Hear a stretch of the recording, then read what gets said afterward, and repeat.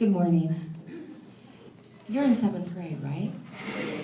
You're in 8th grade. Oh my God, you're older than I thought. Well, I was sitting back there and I was thinking about when I was your age in middle school, and I was thinking a lot about boys. Raise your hand if you have a boyfriend or a girlfriend.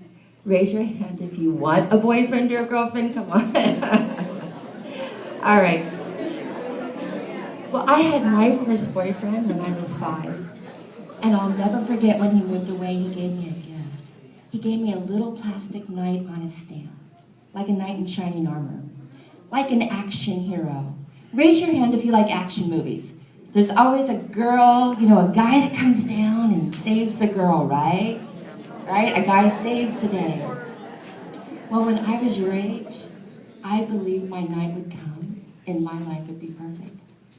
But I had no idea how my story was going to end. You see, when I was your age, I was lucky. My mom and dad loved me.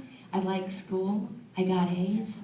Later, I became a cheerleader. And even later, I taught dance class to girls your age. Tap, ballet, hip-hop. And even later, I went to college.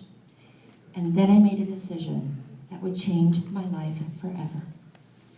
That would change my life forever. Because you see, after college, my knight in shining armor, he did come.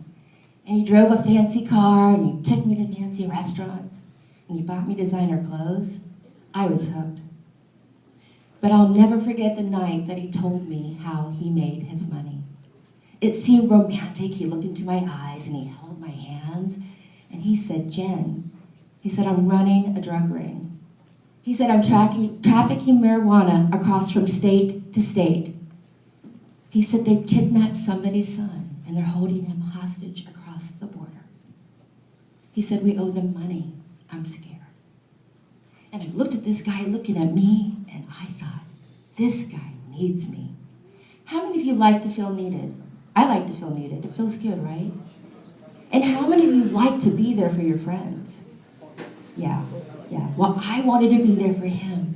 And I looked at him, and I said, "It's going to be okay." And I didn't leave.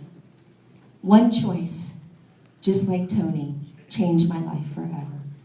Because it wasn't long before I got involved, before I was driving marijuana, before I began lying to my friends, to my family, and to myself.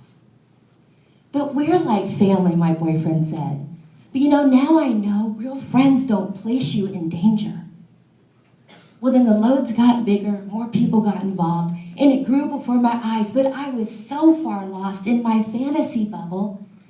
I knew I was doing something wrong, but I didn't want to stop. And my boyfriend told me I'd be safe, but I was placing my trust in a drug dealer, and now people I didn't even know. And this continued for a long time. 10 years I drove marijuana, 10 years. The longer we didn't get caught, the more I believed we'd never get caught. I was like Cinderella in Disneyland.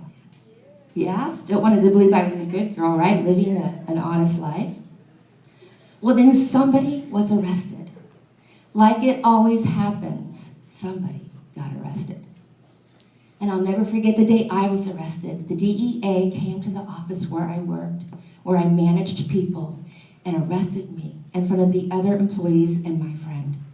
And I'll never forget the feel of those handcuffs too tight around my wrists. My life shattered. They didn't care about me. I was just another criminal, the one that needed to be arrested at 2 p.m.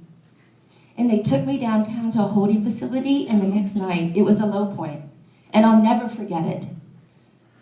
They were leading us in a tunnel that ran from the prison to the courthouse, and I had a belly chain around my waist, chained to other prisoners, but I was a prisoner.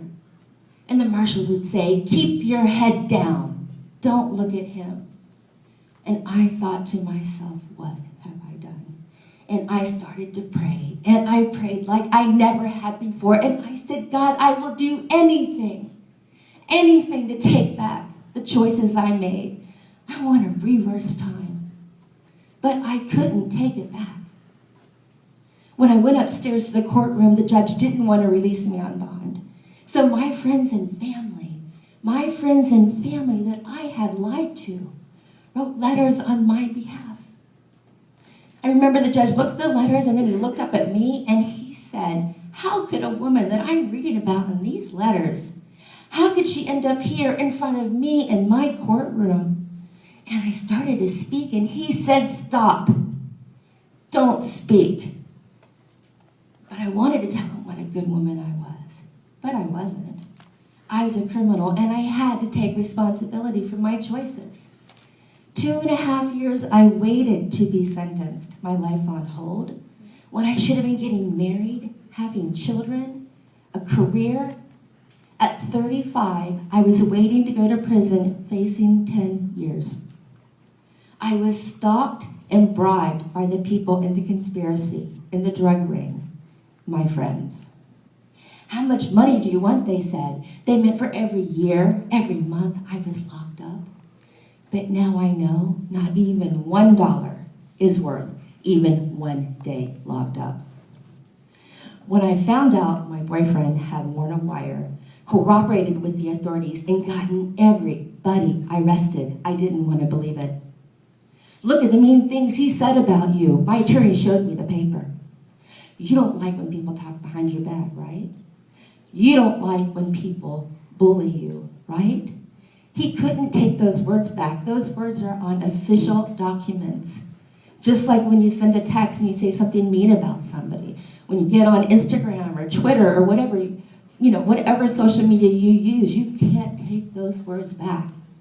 I was devastated. I thought he loved me. He wasn't family.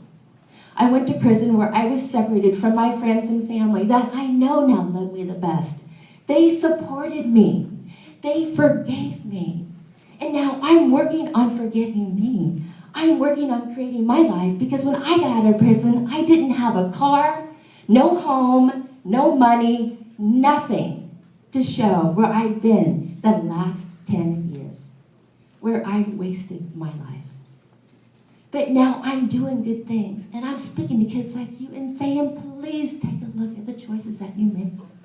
Please take a look at your life. Maybe that knight in shining armor isn't real. Maybe he won't save me, but I can save me. I make my choices, good choices. So think about the choices that you make. Think about your life. One day, I made one choice to get involved with a drug dealer.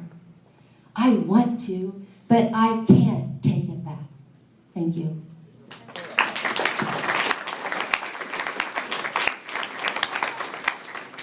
All right, thank you, Jennifer. So now this is